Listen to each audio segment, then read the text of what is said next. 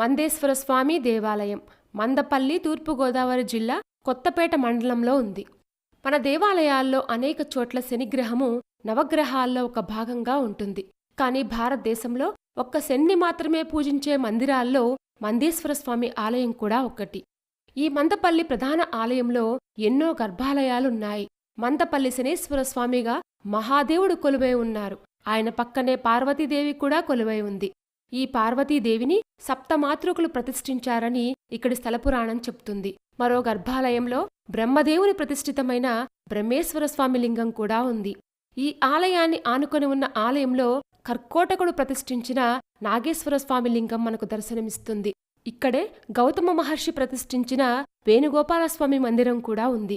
ఒకే ప్రాంగణంలో 5 దేవాలయాలు, వాటితో పాటుగా అశ్వత్థ, పిప్పల, అగస్త్య తీర్థం లాంటి 14,108 తీర్థాలకు